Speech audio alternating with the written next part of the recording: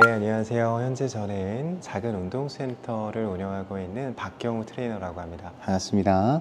무릎 통증을 없애는 방법이 가장 확실한 방법 중에 하나는 근육이죠. 저희가 이 무릎 통증에 대한 원인을 복합적으로 봐야 되긴 하지만 요즘 들어 가장 크게 무릎 통증을 발생시키고 있는 원인으로는 근육을 꼽을 수가 있습니다. 체중 자체가 증가되면 저희가 상식적으로 생각을 해봐도 무릎에 가해지는 부담은 점점 더 커질 수밖에 없습니다. 그럼 왜 그렇게 이 체중 자체를 줄이라고 하냐? 정말 단순한데요. 걸을 때만 하더라도 저희의 몸은 하중이라고 하는 것을 지탱하게 됩니다. 몸의 이 하중을 지탱하는 것은 생각보다 무릎이 많은 힘을 발생시킬 수밖에 없는데요. 체중을 지지하는 부담은 무릎에서 느껴지는 것의 체중의 3배에서 5배까지 크게 느껴지게 됩니다. 그러면 그 말은 즉슨 체중 1kg를 감량을 하게 되면 무릎에서 느끼는 부담은 체감상 3kg에서 5kg 정도가 부담이 줄어들게 된다는 것이죠. 체중 감량을 하시는 것을 권장드리고 이제 말씀드리는 것입니다. 앉아있을 때에도 무릎이 아프거나 서 있기만 해도 무릎이 아프다, 혹은 걸어 다닐 때에도 무릎이 아프다 하신다면 그때는 운동을 하지 않으시는 것을 권장드리고요. 왜 권장을 하지 않느냐? 단순합니다. 저희가 앉아만 있어도 아프다라고 하는 것은 관절 주변에 염증이 생겼다는 것입니다. 염증이 있으면요, 저희는 휴식을 취해야 하는 것이지 운동을 해야 하는 것이 아닙니다. 이러한 사항들을 종합적으로 봤을 때 걷거나 아니면 다른 생활을 할 때 나는 통증은 없어 라고 하신다면 그럼 누구라도 운동을 하실 준비가 된 겁니다.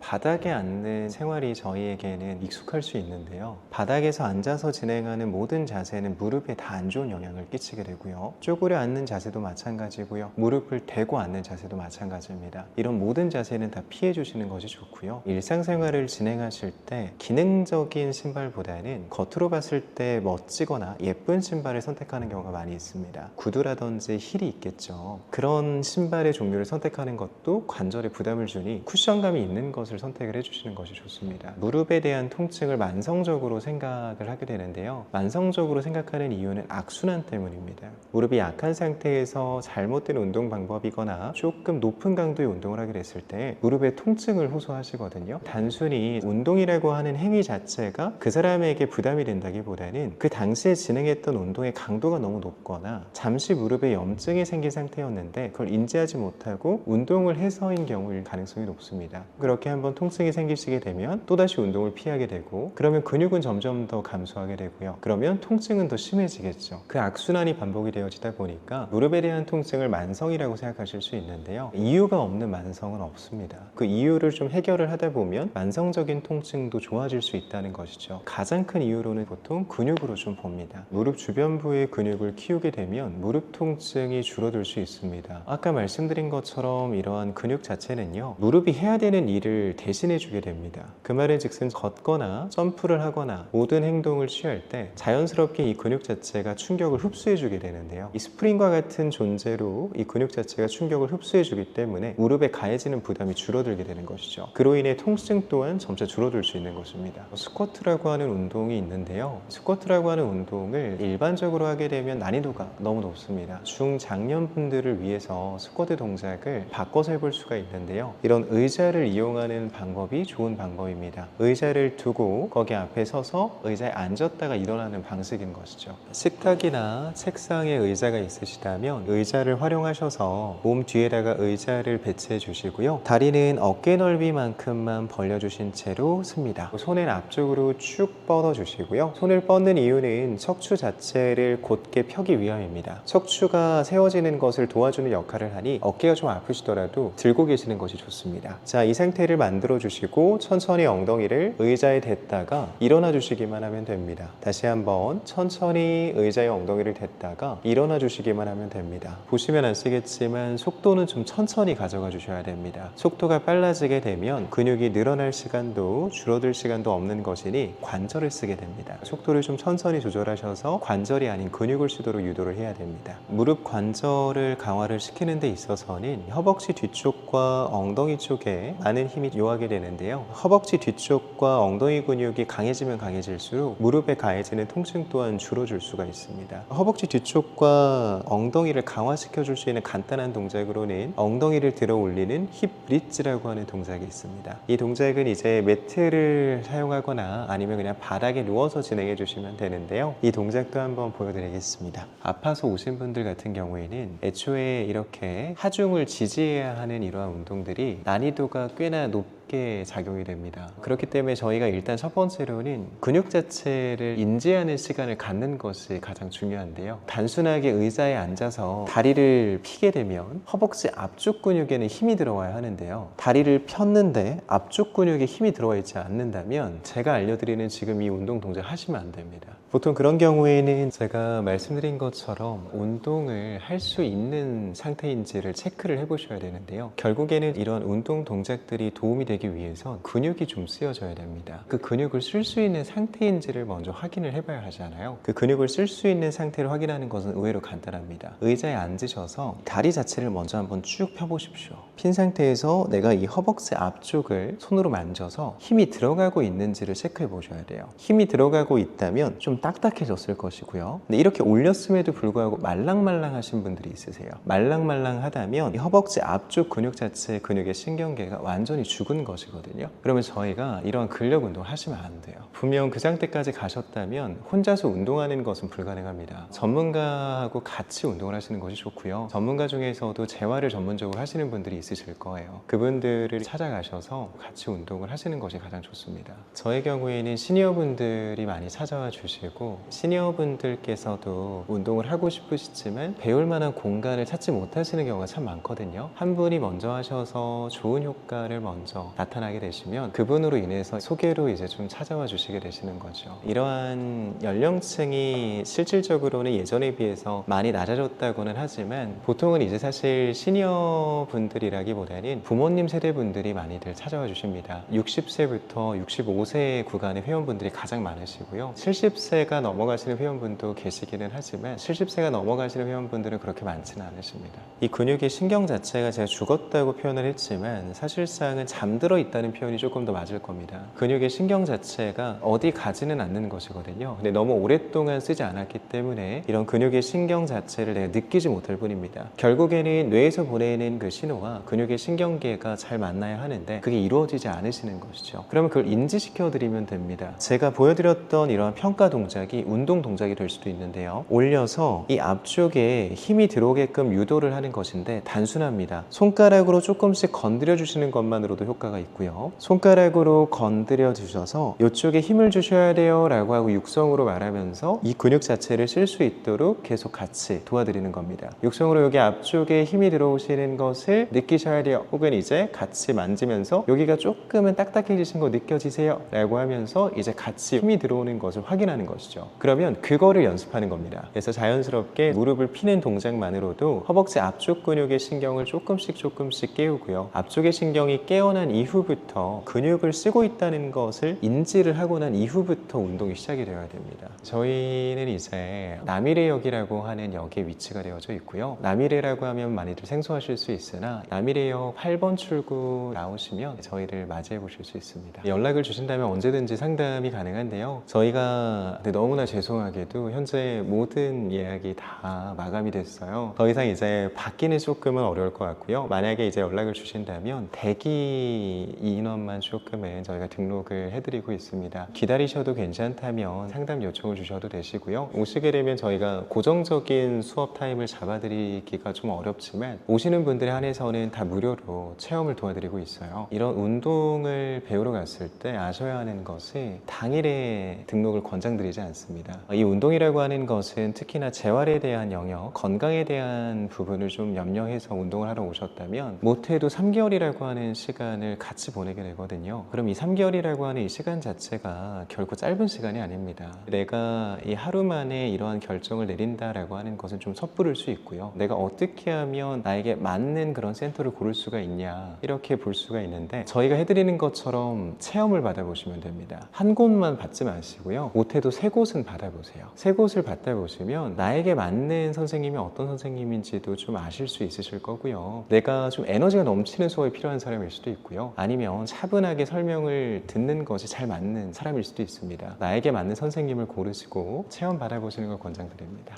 네, 안녕하세요. 저는 현재 미래에서 GMPT 스튜디오라고 하는 운동센터를 운영하고 있는 박경우라고 합니다. 반갑습니다. 실제로 요즘 시니어분들이 많이 좀 찾으시는 편이시죠? 네, 맞습니다. 안 그래도 최근 들어서 시니어분들이 많이 문의도 주시고요. 실제로 방문하셔서 저하고 수업도 같이 진행을 해보고 있습니다. 예전에는 적게 먹고 운동하면 살이 빠진다 이런 얘기가 좀 많이 있었는데 그게 요즘 통하지 않는다고 하던데 그게 왜 그런지 혹시 아시나요?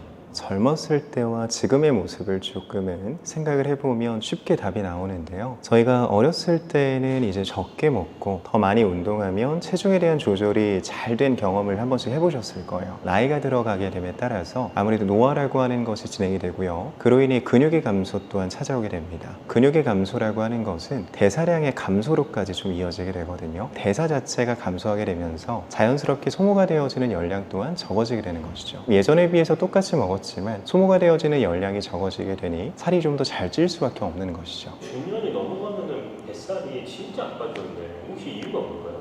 아무래도 이제 뱃살은 많은 분들의 고민이신데요. 사실 이 중년의 뱃살은요, 단순히 피하 지방으로 생각하면 안 됩니다. 피하에 있는 지방이 아니라 복부에 있는 지방은요, 내장 지방이기 때문에 잘 안 빠지게 되는 것인데요. 저희가 내장 지방이라고 하는 것은 한 번쯤은 들어보셨을 거예요. 저희의 복부 쪽을 보면 장기가 있을 겁니다. 장기 주변부에 붙어 있는 지방을 내장 지방이라고 합니다. 보통 이 내장 지방은요, 자체만으로도 염증을 많이 일으키고요. 독성에 대한 물질도 나타내게 됩니다. 그로 인해서 자연스럽게 몸에 대한 기능을 떨어뜨리게 되고요. 그리고 심혈관 질환에 대한 발병률을 좀 높이게 되죠. 그러면 이 내장 지방 자체가 한번 들어오게 되면 실제로 이 내장 지방이 잘 빠지지 않게 됩니다. 그 이유는 말씀드린 것처럼 기능에 대한 저하도 좀 포함이 되어지고요. 그로 인해서 이 기능이 저하가 되어지면 아까 말씀드린 것처럼 몸에 대한 대사 능력 또한 떨어질 수밖에 없습니다. 내장 지방 자체가 있기 때문에 뱃살을 빼기가 좀 어렵다고 봅니다.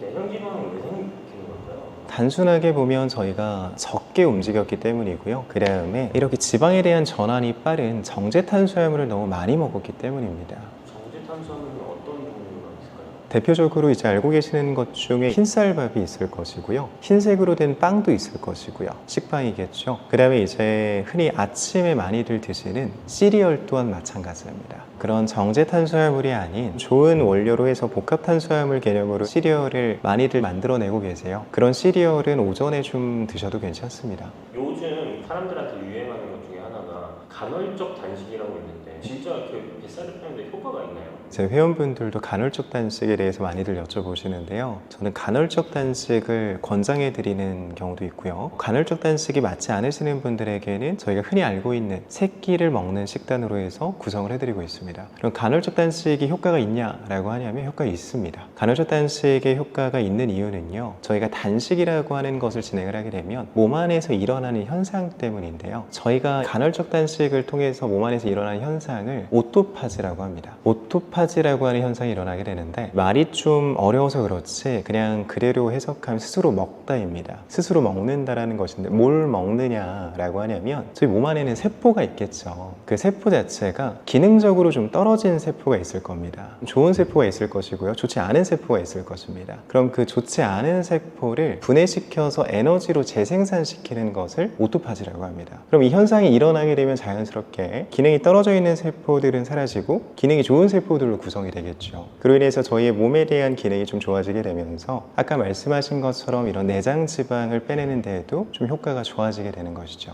회원분들한테 권장하기도 하고 권장하지 않지도 않는다고 했잖아요. 네. 권장하지 않는 이유는 또 어떤 것 때문에 그러시나요? 아무래도 이제 저희가 그동안 살아왔던 그 식습관 때문인데요. 저희 나라는 이제 삼시세끼라고 하는 문화가 있습니다. 새끼를 드셔온 분한테 갑자기 저희는 이제 간헐적 단식을 할 겁니다 라고 한다면 그분에게는 아직 그 간헐적 단식을 할 준비가 안 될 가능성이 높습니다. 왜냐면 새끼를 드시던 분께 갑자기 앞으로 2끼만 드세요. 저희는 이제 8시간 동안만 먹을 겁니다 라고 한다면 그 공복 시간이 그분께는 꽤나 고통스러울 수 있거든요. 저희가 다이어트 방법, 그 다음에 건강에 대한 방법으로는 여러 가지의 방법이 있습니다. 그 여러 가지의 방법이 있는 이유는요. 각자 본인에게 맞는 방법이 다르기 때문이에요. 저희가 저희가 그동안 일상생활을 보내와서 내가 지금의 이런 식습관이 어느 정도 나에게 좀 익숙하다면 그거를 바꾸지 않고 뭔가 다른 방법을 찾기보다는 지금의 상황에서 좋은 쪽으로 가는 것도 제가 추천드리는 방법입니다.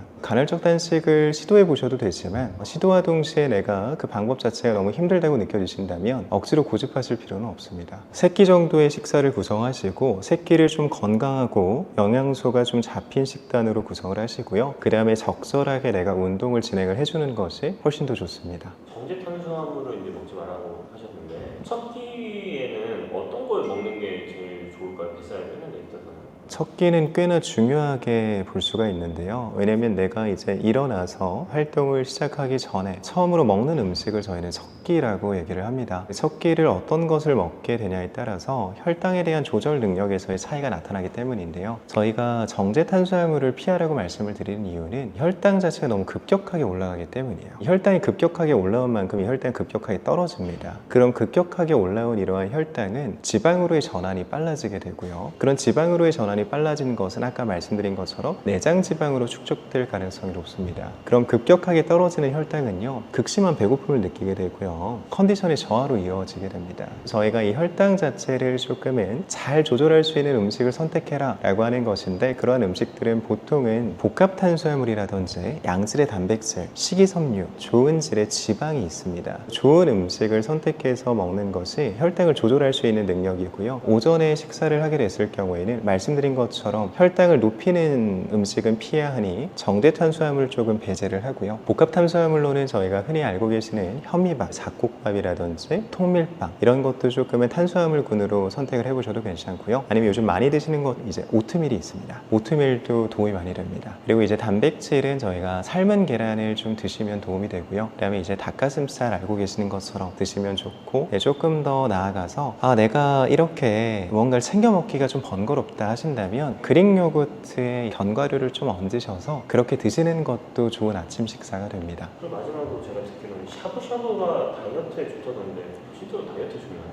밖에서 외식에 대한 부분을 생각을 안 할 수가 없는데요. 그리고 이제 집에서 건강하게 음식을 먹으려고 할 때 어떤 것을 먹냐라는 질문을 많이 하세요. 근데 이제 저도 마찬가지로 샤브샤브를 많이 추천을 드립니다. 샤브샤브가 왜 좋은 음식이냐라고 하냐면 저희가 재료를 놓고 보면 됩니다. 좋은 재료들로 구성이 되어져 있다는 것이 장점인데요. 양질의 고기와 혹은 해산물을 저희가 양껏 먹을 수 있고요. 그 다음에 신선한 채소들을 통해서 식이섬유 또한 충분하게 섭취해 볼 수가 있습니다. 샤브샤브를 먹을 때는 데쳐서 먹죠. 고기를 데치면서도 자연스럽게 지방이 조금은 빠지게 되고요. 그 다음에 야채를 육수에다가 넣어서 또다시 건져서 먹게 됩니다. 채소는요, 정말 좋은 것이 맞지만 이 채소 자체를 생으로 너무 많이 먹게 되면 위장에 부담을 주게 됩니다. 근데 익혀서 먹는 것이 가장 좋은데 쪄서 먹거나 아니면 데쳐 먹거나, 샤브샤브는 또 데쳐 먹지 않습니까? 그래서 위장의 부담도 줄이면서 저희가 양질의 식이섬유를 충분히 섭취해 볼 수가 있는 것이죠. 대신에 주의해야 되는 사항이 있습니다. 칼국수라든지 이런 밥은 드시면 안 됩니다. 한 가지만 이제 여쭙고 싶은 거는 트레이너님만의 꿀조합이라는 게 그런 게 있을까요? 일단 제가 먹는 방법을 말씀을 드리자면 첫 번째로는 맑은 육수를 선택을 하셔야 됩니다. 샤브샤브라고 칭하고 허거와 같은 비슷한 종류의 음식들이 많이 나오는데요. 맑은 육수가 아닌 다른 육수를 선택하게 되면 나트륨의 함량도 너무 높고요. 열량 또한 높아질 수 있으니 다이어트 음식과는 좀 거리가 멀어질 수 있습니다. 맑은 육수를 선택하시고, 그 다음에 많이들 소스를 좀 찍어 드시는데요. 저는 사실 샤브샤브를 먹을 때 간장 소스 외엔 다른 건 먹지 않습니다. 간장은 드셔도 되지만 간장만으로는 좀 심심하다 하신다면 와사비를 좀 곁들이시는 것도 괜찮습니다. 마지막으로 이제 뱃살에 대해 고민을 좀 있으신 분들한테 좀 해주고 싶은 말씀이 있다면 어떤 게 있을까요? 중장년 분들이 뱃살 때문에 고민들을 많이 하시잖아요. 사실 뱃살과 더불어서 전체적인 지방 자체는요, 만성적인 염증을 불러일으키고요. 알고 계시는 것처럼 관절에 대한 부담을 가중시킬 수밖에 없습니다. 지방 자체는 시간이 지나면 지날수록 점점 더 빼기가 어려워집니다. 지금 내가 이 영상을 보고 있는 이 타이밍이 어쩌면 가장 빠른 시기일 수도 있습니다. 너무 늦었다고만 생각하지 마시고요. 지금보다 더 늦게 되면 그때 가서는 안 될 수도 있습니다. 적정 체중을 난 벗어난 것 같은데 라는 생각이 드신다면 식사에 대한 부분도 조금은 조절해 보실 필요가 있고요. 지금이라도 운동을 간단하게나마 시작해 보시는 걸 추천드리겠습니다.